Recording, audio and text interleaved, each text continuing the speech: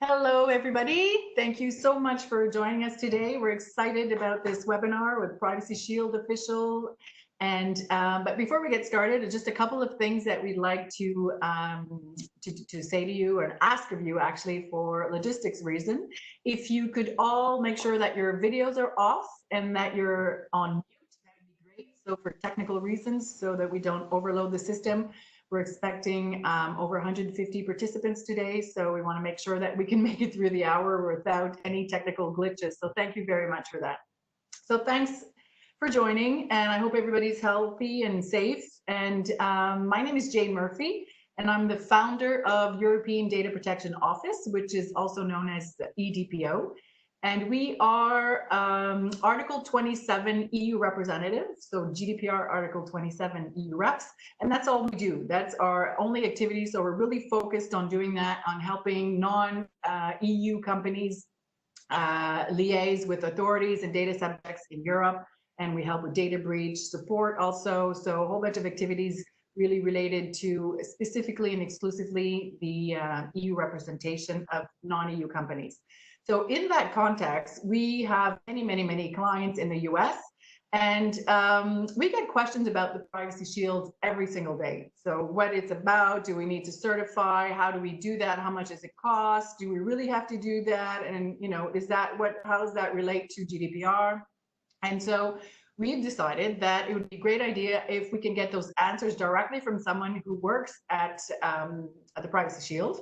And that is Rochelle. And so we've known Rochelle for quite some time now, and we've asked her if she could answer your questions, and she was very happy to do so. She said yes immediately, so we're delighted to have her with us.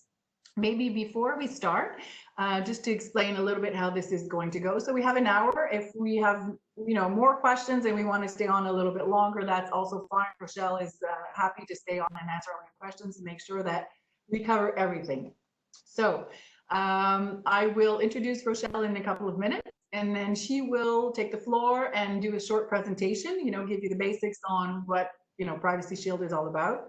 Stay tuned, throughout the presentation, because afterwards, this is where it's going to get even more interesting, because we're going to go through all your questions. So a lot of you have sent questions beforehand while registering. And so we're going to go through those questions. There's also a chat, so feel free to click on the chat box and provide us all the questions as we go through the presentation and as this whole webinar goes along, and we will answer your questions then too. And we want to make this really as interactive as possible. So afterwards, please don't hesitate. If you want to unmute yourselves to ask a question, even turn your video on, that's also fine. But just be conscious of the fact that we are recording this webinar, and we will be publishing it also. So if you don't want your face to pop up, or you don't want your voice to come up, then send us your question through chat. But if you do want to take part in this actively, please feel free to do so. So before I introduce Rochelle, just a quick introduction. I have two colleagues that are joining today. So everybody's working from different places, obviously, given the current circumstances. I have my colleague over here, Marie-Christine Bork. She's our representative in Montreal, and she is does everybody see her? Yeah, maybe Lucia, my other colleague, is going to tag Marie-Christine so she can come up right now. So you see Marie-Christine over here. Hi, Marie-Christine, maybe if you can wave, make sure, there you go. Hi. Good morning, everyone. Thank you so much for joining us. Like Jane said, I'm the North American contact for EDPO. I'm based in Montreal, so time zone wise, it's always easy to reach out to me. So please don't hesitate if you have questions regarding Article 27 of the GDPR or any other questions related to GDPR. You can find my my contact in the invitation. So have a good webinar. Thank you, Marie-Christine. Yeah, some other people signed up directly through LinkedIn, so you haven't received that email directly, and you won't have Marie-Christine's contact details, but that's not a problem, because we're going to pop up a slide after Rochelle's presentation, and we will put all our contact details there so you can get in touch with us again. So let's get to the fun part. We have Rochelle Osei-Tutu. So as I said, Rochelle is from the Privacy Shield team of the U.S. Department of Commerce, and she's policy advisor and administrator, and she is also CIPPE certified. Rochelle, welcome, and we're so thrilled to have you with us. Thank you so much for being here today, and the floor is now yours. Thank you, Jane, for inviting me to speak today. So as Jane mentioned, I will be discussing the Privacy Shield frameworks with a focus on the self-certification process, participants' obligations, and the oversight role of the Department of Commerce. So to get started, I will share my presentation.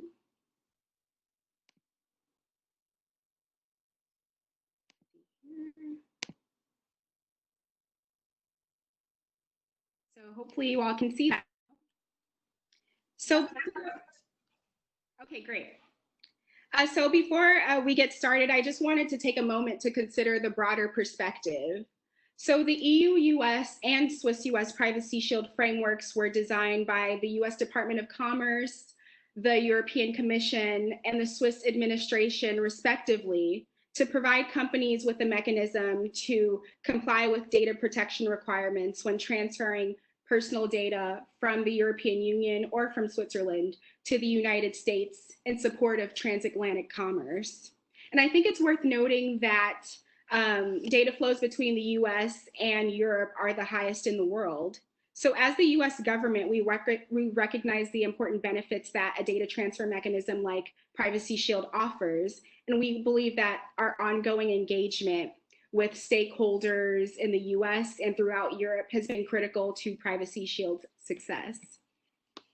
So as of this month, May 2020, more than 5,300 companies are participating in Privacy Shield. These range from startups and small businesses to Global 1000, Fortune 500 companies in nearly every sector, from manufacturing and services to agriculture and retail. Additionally, over 70% of Privacy Shield participants are small to medium-sized enterprises with 250 employees or less. And now we actually have more organizations participating in Privacy Shield than we did under Safe Harbor, which was the Privacy Shield's predecessor program. So this means that a greater number of companies have made enforceable commitments to protect personal data as it's transferred from Europe and to extend recourse mechanisms to EU and Swiss individuals. It also means that US and European companies now have more access to the tools that they need to do business together. So with that in mind, I'd like to go over the self-certification process and requirements in order to demonstrate what an organization can expect when self-certifying for the first time or recertifying annually through the Department of Commerce.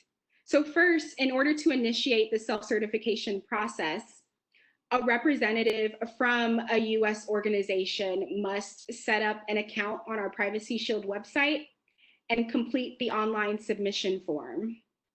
So within the online submission form, the organization must provide information about, such as contact information of the representatives that have responsibilities for managing the organization's participation in and compliance with Privacy Shield. Additionally, if it's applicable, the organization would also have to identify the US entities or US subsidiaries that are also adhering to the Privacy Shield principles and would therefore be covered under the organization's Privacy Shield certification. Also, the types of data that would be covered under the organization's commitments to Privacy Shield would have to be identified within the submission form. So in other words, that means that an organization would have to indicate whether it's using Privacy Shield to cover human resources data or HR data, non-HR data, or both types of data that it receives in the US. And as part of the certification process, an organization would have to identify an independent recourse mechanism that would address unresolved complaints. So the independent recourse mechanism is a third-party entity that offers second-line dispute resolution services to EU individuals if their complaints or requests cannot be resolved directly by the Privacy Shield participant itself. Additionally, the organization would have to ensure that it has procedures in place to verify compliance with the assertions that it makes about Privacy Shield and its Privacy Shield related privacy practices. And given that an organization's participation is enforceable under US law, the organization would have to specify the statutory body or enforcement body that has jurisdiction to investigate and enforce the organization's commitments under Privacy Shield. So currently that would either be the US Department of Transportation, if your organization is a ticketing agent or an air carrier, or the Federal Trade Commission. So aside from the information that I just described, organizations would also have to provide Privacy Shield compliant privacy policies, as well as the submission of a payment to the Department of Commerce so that we can actually review the submission. Now, in terms of the privacy policies, we review them to ensure that they meet the requirements of the notice principle of the Privacy Shield frameworks. So under the notice principle, an organization would have to inform individuals about 13 discrete elements with regard to its privacy practices and its compliance with Privacy Shield. And if elements of the notice principle are missing, then we would provide feedback to the organization to inform them of the revisions that need to be made to the privacy policy before we can actually finalize the certification. I also wanted to point out that as part of the submission process, an organization would have to provide a brief statement that describes its purpose for processing personal data received in reliance on Privacy Shield. This information is useful for individuals that search our website to see the list of participants in the program, to get a general sense of how they're utilizing data, but also the purpose statement is helpful for us when we're reviewing the submission to ensure that once we have an understanding of how an organization uses data, we can then evaluate the submission to make sure that it's meeting the Privacy Shield requirements within the context or within a manner that's consistent with how they're actually utilizing the data. And finally, we confirmed that the organization is registered with an independent recourse mechanism, and we will confirm that the organization has paid its contribution to the Annex 1 Arbitral Fund, which is for a last resort binding arbitration option that EU and Swiss individuals have if their complaints of potential non-compliance could not be resolved by any other means, whether it be through the organization directly or through the independent recourse mechanism. So for first-time applicants, the Department of Commerce requires the submission of a draft privacy policy, say in the form of a Word document or a PDF that contains all of the elements of the notice principles. And to avoid the perception of making a false claim of participation in the program, organizations that are applying for the first time cannot make public references to participating in Privacy Shield until they've actually been, their certification has actually been finalized. And also, just to reinforce this requirement, members of our team will actually, a member of the team would actually check an organization's website to make sure that they are not making public references if they're applying for the first time. So we've covered the initial self-certification process. I also wanted to point out, though, that the requirements that we assess are the same if an organization is choosing to apply for a second framework. So for example, we have many organizations that have initially applied for certification under the EU-U.S. Privacy Shield framework to cover transfers of data from the European Union to the United States. And then some of those organizations will later apply for the Swiss-U.S. Privacy Shield framework if they are then receiving data from Switzerland into the United States. Also, the Privacy Shield program is an annual certification program. So that means in order to maintain participation in Privacy Shield, an organization would have to recertify annually. And again, when we're reviewing a recertification submission, we review it to make sure that the same requirements that we evaluated during the initial certification process are still in place for the annual recertification. The only difference, though, is that if if an organization is recertifying, rather than having to submit a draft privacy policy, that recertifying organization would already have published its privacy policy in that regard. So aside from facilitating the certification review process, as I mentioned before, the Department of Commerce has an oversight role to support the integrity of Privacy Shield. And so this includes monitoring participants to ensure that they're continuing to fulfill the program requirements throughout the life cycle of their certifications. So to ensure that participants are continuing to fulfill those requirements, we conduct random spot checks. So for each spot check, we confirm that the organization continues to provide an accessible privacy policy to EU and Swiss individuals.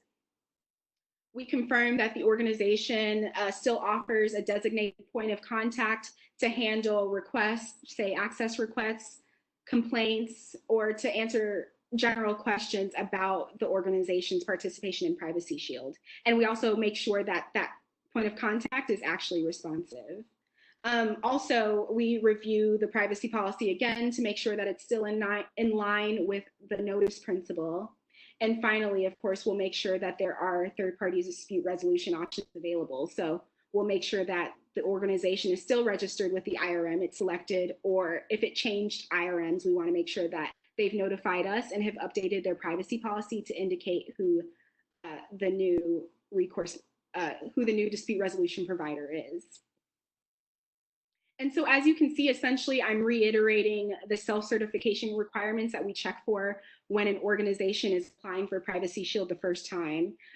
Basically, we want to make sure that between the time an organization submits its first application and the time it recertifies, or in between the period of time where it's due to recertify, that the organization is still meeting all of the requirements of the program. So again, if it changes its privacy policy, we want to review it again to make sure it's still in line with the notice principle. If they change their IRM, we want to make sure that the privacy policy is reflective of that change. If the point of contact changes, we also want to make sure that the point of contact is updated within the privacy policy, but also with the Department of Commerce for our own records. So as part of the our compliance monitoring efforts, the department also monitors news for reports that may implicate a Privacy Shield participant's privacy practices. And in this scenario, if there is credible evidence that a participant may not be in compliance with any of the principles, or with a specific or all of the principles, then we will send that organization a compliance questionnaire to assess whether it can explain the potential discrepancy or provide clarification as it relates to the news that we've come across. Also, for the spot checks, if we identify a discrepancy, we'll also send a questionnaire to ask the organization to resolve the issue. So as I mentioned before, the integrity of Privacy Shield is important to its continued success. And while we work to prevent, the perception of false claims during, or as is required for first-time applicants, we also have a process in place to check for false claims that may be made by organizations that either fail to recertify or organizations that started the application process but failed to complete the certification requirements. And so if there is an instance where we find that there's a potential false claim made by an organization, then that applicable organization will receive a notice from us indicating that it needs to remove statements that it is participating in Privacy Shield, and also resolve any outstanding issues that are preventing us from actually approving the certification. And if an organization, and if an organization fails to provide a timely and satisfactory response to the notice, then the Department of Commerce may refer that organization to either the Federal Trade Commission or the Department of Transportation for enforcement action. I think in this context, it's worth noting, though, that an organization can elect to withdraw from Privacy Shield at any time if it no longer needs to utilize Privacy Shield to cover transfers of data to the US. So rather than waiting, say, for the organization certification to lapse or starting the application process, but then failing to actually complete the self-certification requirements, the organization can reach out to us at the Department of Commerce and we'll work with them to officially withdraw them from the program. And we want to do this to make sure that we also eliminate instances of there being a perception that the organization still or has ever been participating in Privacy Shield. So finally, I wanted to direct you all to the public Privacy Shield list on our website where you can find information about each participant's certification. In certain circumstances, I think for first-time applicants, it may be helpful to review how organizations are scoping their certifications and have constructed their privacy policies. That being said, though, it's still important to make sure that your privacy policy is actually tailored to your organization's business practices to ensure that it reflects what your organization is doing with personal data. And that's particularly important because any representations you make publicly, including through the privacy policy, are enforceable, again, under US law and can and would be enforced by the Federal Trade Commission or the Department of Transportation. And you could also use, as an organization that's in Privacy Shield, you could also use the public list as a resource that you can direct your European partners to if they want verification as to whether or not you're participating in the program.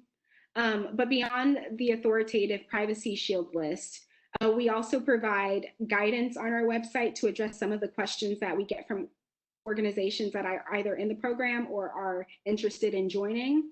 So in consultation with the data protection authorities and the European Commission, we've developed guidance on certain or important areas of the framework. So that would include guidance related to the application of the accountability for onward transfer principle, guidance related to what processors can do to comply with the Privacy Shield principles if they're only processing data under the instructions of an EU controller. And we also have step-by-step instructions to guide organizations through the online submission process. So with that, that is the end of my presentation, and I will turn it back over to Jane so that we can get into the questions. Fantastic. Thank you so much, Rochelle. That's really interesting. Yeah, I have tons of questions, and we had tons of questions come in too, so I'm not quite sure in what order to take them, but let's just start with the first one that popped up. While you were giving your presentation, you talked about the EU-U.S.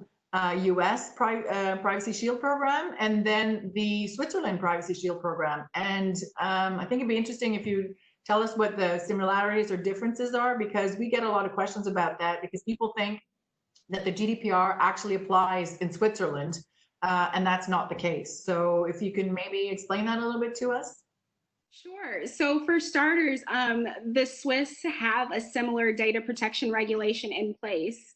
And so they're actually updating it now so that it aligns more with GDPR. But similar to the European Data Protection Directive that existed before GDPR, there are restrictions on transfers of personal data outside of the region, so to a third country like the US. And so for Privacy Shield, in parallel with working with the Commission for developing the EU-U.S. framework, we also worked with the Swiss administration to develop the Swiss-U.S. Privacy Shield framework. And fortunately, the requirements of both are nearly identical. The difference being, you know, the authorities in Europe or in the EU versus the applicable data protection authority in Switzerland differs. But with that in mind, I think, like you said, we also get a lot of questions about it. And so I often have to remind people that, you know, Switzerland is technically not a member state of the EU.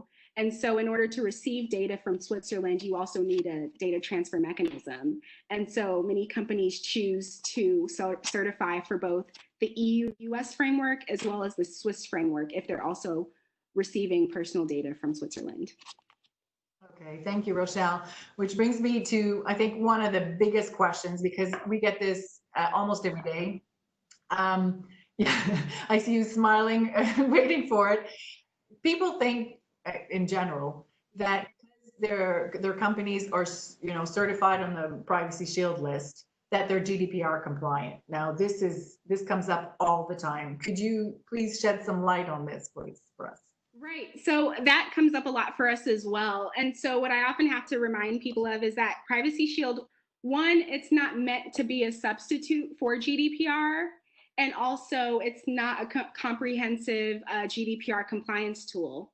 Rather, Privacy Shield is essentially a mechanism to allow organizations to transfer personal data to third countries, as discussed in Chapter 5 of the GDPR, right? So specifically within Chapter 5, there's Article 45 that talks about transfers on the basis of the European Commission's adequacy decisions, in which it determines whether a particular third country or sector or territory or organization provides adequate, or what they would deem adequate, protections for personal data, for the personal data of EU individuals. So when companies are looking at GDPR compliance, I often like to say that, transferring data and the obligations related to transferring data is one component of your whole GDPR compliance program, specifically one component that relates to Chapter 5, or more so Article 45 of the regulation. So if you're using Privacy Shield to cover personal data transferred from Europe, essentially you're doing so under the terms of Article 45 of the framework. I also think it's worth noting that even though Privacy Shield went into effect before GDPR, when we were negotiating the Privacy Shield, we did so with GDPR in mind. So a lot of the substantive requirements under Privacy Shield were meant to mirror those of the GDPR. For example, as it relates to transfers and adequacy, under Privacy Shield, there is an annual review of the European Commission's adequacy decision, and that goes beyond the GDPR's requirement to review adequacy decisions at least every 4 years. So again, we wanted to develop Privacy Shield so that it would be a long-term and sustainable framework, and also in line with what organizations are supposed to comply with as it pertains to GDPR. Thank you for that. Yes, that's clear. So Privacy Shield only for international transfers. GDPR, all the rest of the articles have to be complied with, and so they're complementary, but it's not sufficient to be Privacy Shield certified to be GDPR compliant. Exactly. Okay. We had a question come in from Michelle, and she was saying that, okay, what happens if you are only processing a bit of personal data, EU personal data? So you have e-commerce, for example, that's her example. And so she just collects through her company, name, company name and email address. And so she's saying low volumes. Is low volumes the same thing? Is that, does that mean that you have a little bit of volume, just a little bit of data, you don't need to be Privacy Shield certified? Well, I mean, I think, to be honest, for the Privacy Shield framework, we at the Department of Commerce can't determine specifically whether an organization should utilize it as a transfer mechanism. Usually, if you have, external counsel or lawyers that can help, that are usually giving guidance as it relates to your business practices. If there's also a determination that's made that you need a data transfer mechanism, then you can use Privacy Shield in that regard. So when it comes to Privacy Shield, since most of our organizations that are participating are small and medium-sized enterprises, I can foresee a scenario where a lot of them are kind of going through the same situation where they aren't sure whether the amount of data that they're collecting from Europe needs to be covered.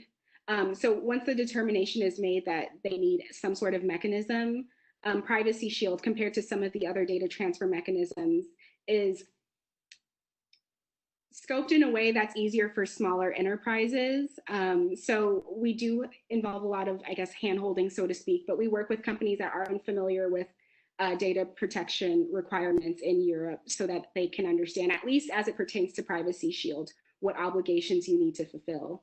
Another thing we hear too, though, is that for some companies that are in the program, if they already have partners in Europe, those partners in Europe may be more versed in the data protection world and therefore advise their partners in the US or require their partners in the US to have a mechanism in place. And often that is Privacy Shield.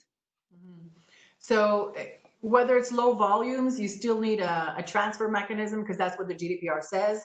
If you choose a Privacy Shield, that's a different question. That's not where you come in to advise them on what. Exactly. take. We get that a lot for EU representative, because one of the exceptions for the appointment of an EU representative is if you have low volumes, so occasional processing. But low volumes is not the same as occasional processing. So you can be processing on a regular basis, but even though it's low volumes, it's not occasional. So you still need an EU rep. So it's a fine line between, you know, when do you need to do the whole implementation process, but as soon as you transfer EU personal data outside of the EEA area, then you need to have a mechanism in place, right? Okay. Exactly. And Michelle followed up with a second question saying, yeah, what about the fees and the cost of all this? Because, you know, if you're, like you were saying, 70% of the Privacy Shield certified companies are SMEs. So this is that, you know, substantive cost and, you know, not just for the Privacy Shield, but for the whole GDPR implementation process, lawyers or consultants or whatever. What are the costs specifically for Privacy Shield? So to be listed. And her specific question was that she can deal with those costs for the registration itself, but not for the mechanisms that go with that. So the, you know, the assistance and on the privacy, on the dispute mechanisms. Can you maybe get a bit of more information on that for us? So I guess I would categorize the fees associated with becoming a Privacy Shield participant into a few buckets. So as you started to mention, there are the fees associated with submitting the application to the Department of Commerce. And for the department, it's a cost recovery program. So we tier the fees based on an organization's annual revenue. So for a certification, it could be as low as $250 if your organization makes less than $5 million a year, up to about $4,800 if your organization makes over $5 billion a year. And so, yes, Okay. so of course, for those organizations, it's like a drop in the bucket, if that. But like I was saying, it's tiered so that based on an organization's annual revenue, it could be cost effective. And aside from the fee associated with submitting the application to the Department of Commerce, as I was mentioning before, organizations are required to register with an independent recourse mechanism to enable individuals to have their complaints or inquiries addressed if the Privacy Shield participant can't address it itself. And so in order to meet that requirement, there are a few options. So of course, organizations can choose to utilize a private sector dispute resolution provider, particularly if they're covering non-HR data. So you can only use the private sector providers if you're covering non-HR data. As an alternative, organizations can utilize the data protection authorities. So the collective group of EU data protection authorities, if you're applying for the EU framework, or the Swiss Federal Data Protection and Information Commissioner, which is a Swiss equivalent to a data protection authority in Switzerland. And so you can also utilize them as an independent recourse mechanism. For the DPAs, the fee is currently $50 a year if you're utilizing that as a mechanism. And if you're covering HR data, you have to utilize the data protection authorities as that mechanism. And it's optional if you're covering non-HR data. So there are a few options for organizations depending on what's most cost effective for them. I think it's also worth noting that organizations are required to make a contribution to the Annex 1 Arbitral Fund. So for binding arbitration, similar to the Privacy Shield application fee, it's tiered based on an organization's revenue. So again, if you make less than $5 million a year, the fee may be $250 or so. So depending on the scenario, there are different ways that organizations can make the process of applying for Privacy Shield relatively cost effective. So that means that if your company's making less than $5 a year, you've got the $250 registration fee and then the $250 for the fund, the arbitration fund, is that correct? And then if you go with the DPA as a recourse mechanism, so you're at $550, lowest cost. Exactly. And I just want to remind folks that it's an annual certification process. So the fee to the Department of Commerce and the fee to the European Data Protection Authority is an annual fee. And for some of the private sector IRMs, their fee may be annual as well. It depends on which one you end up choosing. Okay, great. We have another question from Monica, and Monica, basically the question is, there are three parts of this, is for group companies. So if a company has its, 3-4 subsidiaries in the United States, how does that work? Do you have like a one-stop shop kind of deal for them, or does every single company have to be certified? So it actually is very case specific. So I'll start off by saying, usually for those organizations that have questions about how an acquisition would affect their certification, I would advise them to first reach out to us directly on our website or via email. And from there, we'll pose follow-up questions to get more information before giving specific instructions. But generally speaking, U.S. organizations that have U.S. subsidiaries and entities can cover those subsidiaries under their Privacy Shield certification. If you're a U.S. subsidiary of a company already in Privacy Shield and you acquire another entity, it depends on how that acquisition takes place. So if that new entity is fully absorbed into the U.S. subsidiary, then you may be able to cover that under your existing certification. If that new entity continues to exist as a separate legal entity, then you may have to submit a separate certification application for that company. So it depends on the specifics of the actual acquisition and what the structure of that organization will look like once that acquisition is completed. But I think there was another, sorry, go ahead. No, go ahead, please finish. I think there's another component related to the timing of that. So of course the timing depends. There's no set deadline. It just depends on when the acquisition is going to be completed and when the organization intends to utilize Privacy Shield to receive data in the US. So of course, in order to receive data, since you need a mechanism for Privacy Shield, if you choose to go with that approach, you need to have your certification updated or in place before you can receive that data. So Monica's question, one of her sub questions was, well, okay, we're going to do this acquisition. What happens if we know that the company is going to be absorbed in 6 months' time? What happens during that transition period? Do we have to certify for that short period, or is there an arrangement that could be found with the Privacy Shield people? So yeah, that's where I would say they would have to reach out to us specifically. So until that entity becomes, I guess, part of the Privacy Shield organization, depending on the scenario, if they want to have the coverage in place before the acquisition is completed, then we can start the process with them. Of course, we'll need information as to the exact, completion of the acquisition. And we'll need to update the certification record accordingly. But yeah, the timing of when you can inform us and have your Privacy Shield records reflective of that does not have to align with your certification dates. So if you're due to certify in 6 months, but the acquisition is going to take place in 3 months, then we can get the process started now, either before the acquisition is completed or right before it's finalized. So that way your records are updated so the organization can receive the information. But again, it doesn't have to be aligned with the certification, the annual certification period. Okay, and you were talking about if people have questions, they can contact you. So what we're going to do for those who joined a bit late is that we're going to pop up a slide later on with our contact details on there. And anybody has questions afterwards for Rochelle can send them to us, and then we'll forward them to you so that we can get help to and assistance to people who need them.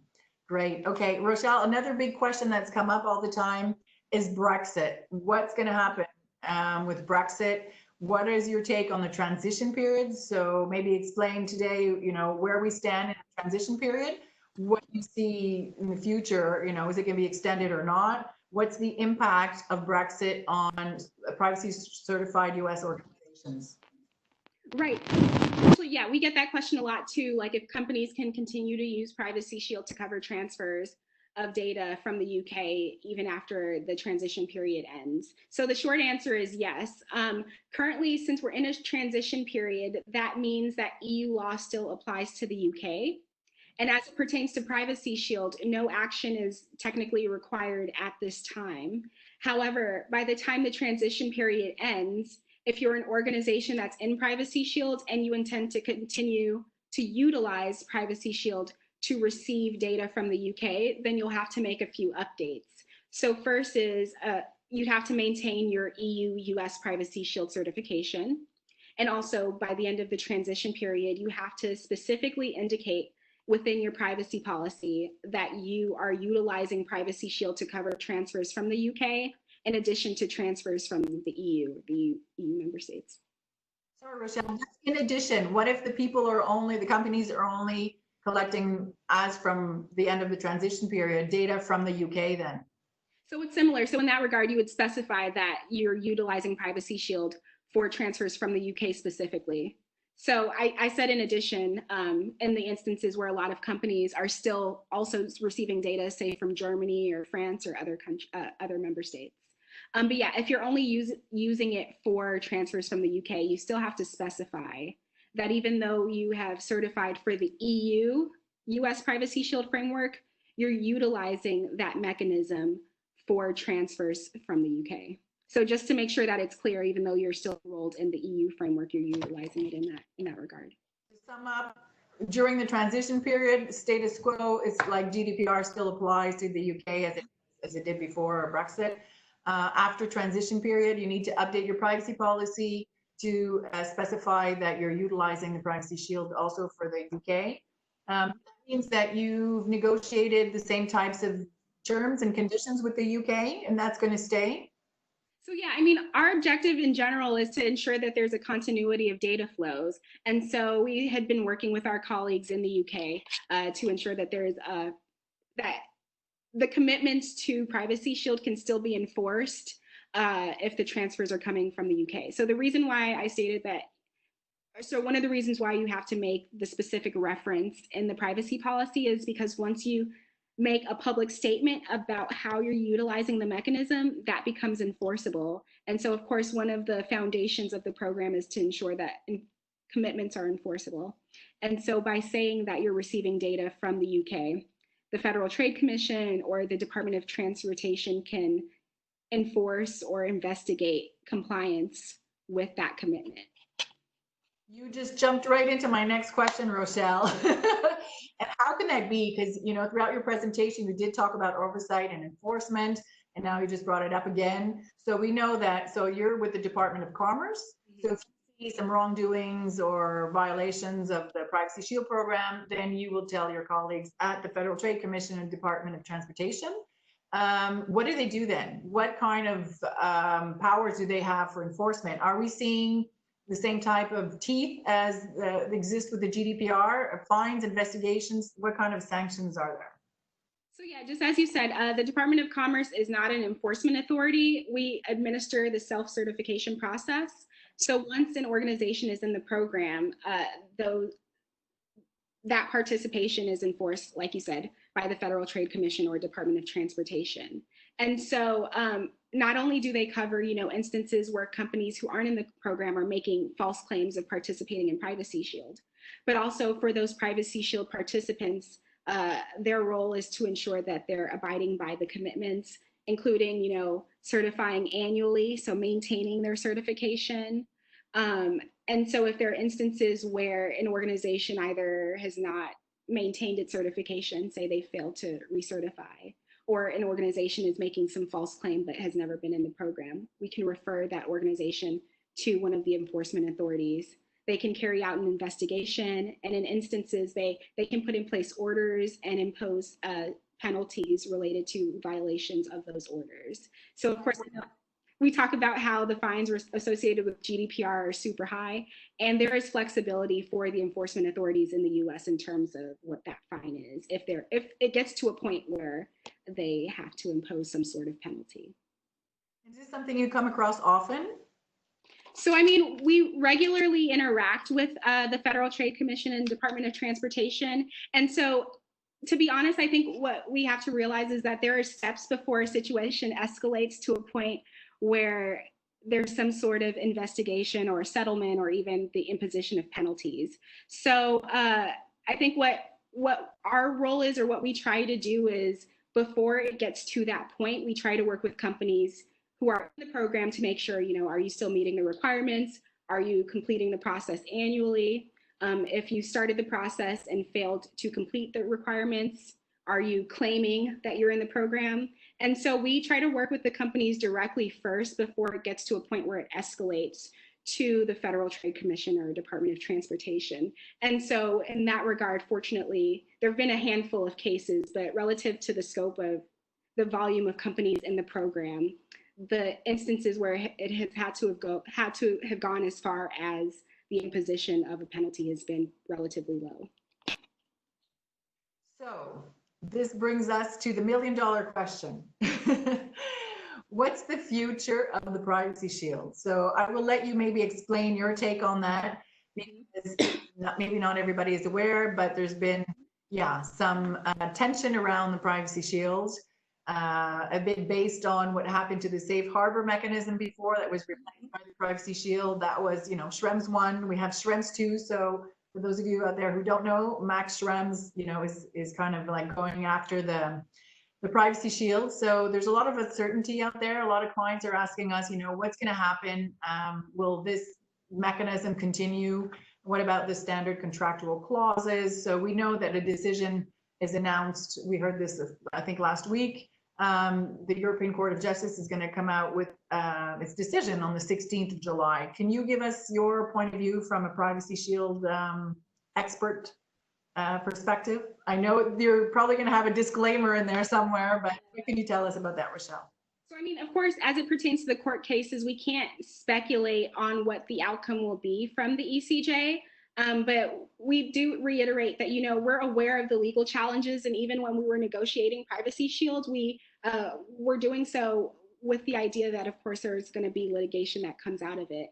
And so as it relates to the Schrems 2 case, as you started to mention, that's specifically related to challenging the use of standard contractual clauses as a data transfer mechanism to send data to the United States. So rather than it being a case about Privacy Shield specifically. And in December, the Advocate General of the ECJ issued a non-binding opinion about the case. And that opinion will ultimately inform the ECJ's decision in mid-July. And so in that opinion, essentially the AG recommended that the ECJ uphold the validity of standard contractual clauses as a mechanism for transferring data to the United States consistent with GDPR. And it's helpful that the Advocate General also advised against considering the validity of Privacy Shield within that case, as it's not necessary to actually address the issues that were arisen in Schrems 2. However, I know folks are aware that the AG also listed some concerns with Privacy Shield, which were primarily focused on national security access to data that's transferred to the US. And as the US, we actively intervened in the case, or participated in the case, to ensure that the court had an understanding of our national security and law enforcement practices as it relates to protecting the privacy of data that we receive. So we, of course, remain in close contact with the European Commission. We both are on the same page in wanting to ensure that Privacy Shield and its use as a data transfer mechanism can continue to protect the personal data of EU individuals. It's also worth noting that there is a second case, of course, where a French advocacy group brought a challenge that specifically affects Privacy Shield, and the ECJ postponed that case until the court rules in Schrems 2. And so if under Schrems 2, Privacy Shield is in place, then the court may proceed with the French case. It's worth noting, though, I think that, there are other member states that are actually going through a similar process. So, the UK, France, Belgium are facing similar legal challenges in the ECJ regarding their own national security access to data. But I guess I just want to reiterate that despite the uncertainty that has arisen from the court cases, we're still committed to working with our European counterparts to ensure that there is still a means for organizations to continue transferring data to the US. Fantastic. Great. Thank you, Rochelle. Maybe we'll go to, I haven't had a look at the chat yet. Lucia, you are there. Have you been I am. to There are questions. So Rochelle, one of the questions we got is the following. Is Privacy Shield planning to expand its scope to cover pseudonymized data in clinical trials? since the Privacy Shield Framework 14 pharmaceutical and medical products says that the transfer of coded pseudonymized data would not constitute a transfer of personal data that would be subject to the Privacy Shield principles. Many thanks. So, I mean, we're always considering expanding the scope of Privacy Shield, and I guess part of what goes to the question of whether certain organizations or sectors are even able to participate in the program is in part related to the fact that we have two enforcement authorities that can enforce against the Privacy Shield principles. And so between the Department of Transportation and Federal Trade Commission, of course, there are some limitations in terms of the types of organizations that fall under their jurisdiction. But yeah, whether it's certain types of key coded data, we've received the question as it pertains to certain financial services. So we're always considering the process of potentially expanding the scope of Privacy Shield. Of course, that would mean that we'd have to continue engaging with our European counterparts, hopefully beyond some of these court cases, to focus our energies on what wouldn't be needed in order to provide the framework so that these other organizations can participate in the program. A lot of work ahead then. Yes. Great. Lucia, anything else? Yeah, a couple more. What is the main difference between the Safe Harbor and the EU-U.S. Privacy Shield? Well, there are quite a few things that have changed since Safe Harbor. I think, for one, we definitely are taking a more hands-on approach to evaluating certifications and helping organizations come in compliance with the self-certification requirements. Additionally, in addition to just the extensiveness of the review process, of course, individuals from the EU and Switzerland have more access to recourse mechanisms. So, you know, the requirement of having an independent recourse mechanism to handle complaints, the binding arbitration option, that's also new under Privacy Shield. We also have the ombudsperson mechanism, and that pertains to requests. The ombudsperson under Privacy Shield can handle requests about national security access to personal data that's received from the EU or from Switzerland. So those are a few things that were added under Privacy Shield, in addition to the more hands-on approach that we as the Department of Commerce take when we're helping companies actually certify. Has that been used a lot, the ombudsperson mechanism, Rochelle? So I don't think I can speak to that since it's handled by the State Department. I can say, since it's, I guess, public, as part of the third annual review that we had in the fall, our reps from the Department of State, including the ombudsperson himself, presented to talk about how they evaluate requests that are received. So yeah, that's handled by the Department of State. I'm not aware of how many cases have come in since the fall. That was a big issue, you know, with you and everything. So that's, it's still a bit criticized, but I won't put you on the spot to give more information on that. But yeah, something to... From our perspective, the challenge too is that we didn't really have cases to demonstrate how the process works. And one thing we were stating is that there was always an ombudsperson in the position. I think the concern was related to, you know, whether that position was at the undersecretary level relative to, you know, the people that were in the position prior to the most recent political appointment. Okay. Lucia, more questions? I mean, there are quite a few. I think that one that could be definitely of interest to everybody in this webinar today. So understandably, the required elements in relation to the framework could change occasionally. What is the best way for a company to ensure that they're kept informed and up to date of changes to required elements aside from the reviewing at time of recertification? So, I mean, I would advise companies to check out our website. I mean, we're updating our guidance on there. So there is a section on frequently asked questions. We've updated the step-by-step instructions for organizations that are submitting the online submission form. So I think that even though it was kind of alluded to in the question, I think one of the best ways, though, is to when you're submitting an application or recertification, members of our team will inform the organization if there are updates that need to be incorporated. So since that's specific to the an organization's case, I think that's the best approach. But again, referring to the guidance that we post on our website is definitely another option. Rochelle, I'm sorry to bring this up, but if something happens to the validity of the Privacy Shield, will U.S. companies find themselves again in this, the same situation as when the safe harbor validity was put into question? Well, it was actually invalidated. So there was kind of no man's land there for a while where, the transfer mechanisms company were a bit in a bind, didn't know quite what to do. Do you see a transition, or do you not see that happening?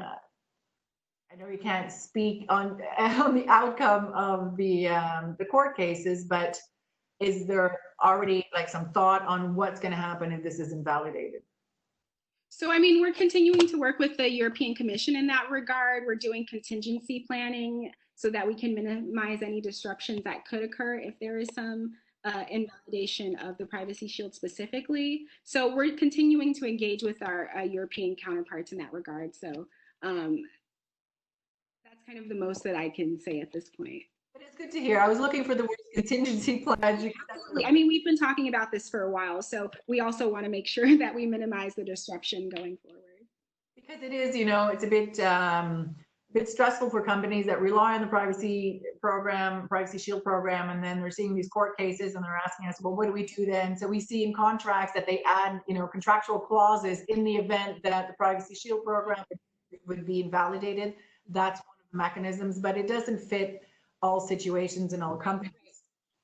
So that's tricky. And then, they're asking us, well, what happens if it's invalidated? Do we just go from day 1 to day 2 with nothing? So it's good to hear, and I understand that you can't talk about them, but it's good to hear that there are contingency plans that are being discussed to make sure that companies are just not left out there with, no solution or whatever. Yeah, we're definitely, like I said, we're definitely in contact with our commission colleagues. We are in contact with data protection authorities. So yeah, we want to make sure that there's as little disruption as we can possibly get if that were to happen. But of course, we're also working to protect the Privacy Shield so that it can continue to function as well. All right, we just have a couple of minutes left, Rochelle. So we're going to pop up our contact details. So if anybody wants questions, we promise to forward them directly to Rochelle. And Rochelle, maybe some last words of wisdom about the Privacy Shield. What's coming up? What's, is status quo? Any new things, any policy changes that we should look for? I know we have to look at the website to make sure that we follow up on everything, but what are the last words that you want us to leave this webinar with? Yeah, no, I just want to thank everyone for taking the time to join today and for posing your very thoughtful questions. In terms of policy, I think we talked about it before. One of the big things coming down the pipeline is, Brexit and how that will affect companies that are participating in Privacy Shield. And as we mentioned, we're keeping up with the court cases and engaging with our European partners to minimize disruptions if there is an adverse ruling. But with that in mind, again, if you have specific questions related to the certification process or related to your organization and how it can ensure compliance with the requirements, then yes, feel free to reach out to EDPO and they'll forward the questions to us. And of course, there's also our contact page on the website where you can submit specific questions. So with that, I'll take it over.